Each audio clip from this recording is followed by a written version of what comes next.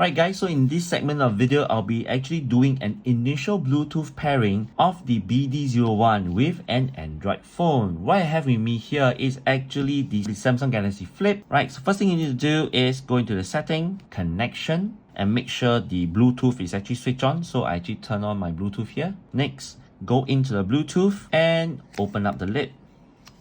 Right, so let it scan. Nothing.